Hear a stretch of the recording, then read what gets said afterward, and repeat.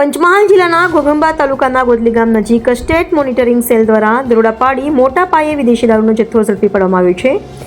આ કાર્યવાહીમાં કુલ 9.46 લાખ રૂપિયાનો મુદ્દામાલ જપ્ત કરવામાં આવ્યો છે. રાજગઢ પોલીસ સ્ટેશન વિસ્તારમાં દેવગઢ બારિયા ઘોઘંબા રોડ પર થયેલા આ દરોડા દરમિયાન પોલીસે 6.26 લાખ રૂપિયાની કિંમતની 2666 બોટલ વિદેશી દારૂનો જથ્થો કબજે કર્યો હતો.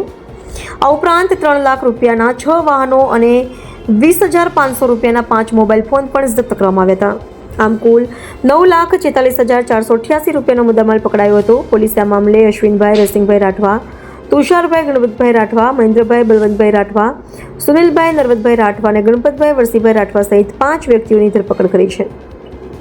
વધુ તપાસમાં પોલીસે 7 ઇસમોને વોન્ટેડ જાહેર કર્યા છે, જેમાં કલુભાઈ રતનભાઈ બારિયા, 3 વાહન ચાલક માલિક ઘોઘંબાના ખારોડ વિસ્તારમાં દારૂ મંગાવનાર વિપુલભાઈ રામાલાલભાઈ રાઠવા અને મધ્યપ્રદેશના કાઠીવાડાથી દારૂ મોકલનાર અજાણ્યા વ્યક્તિનો સમાવેશ થાય છે.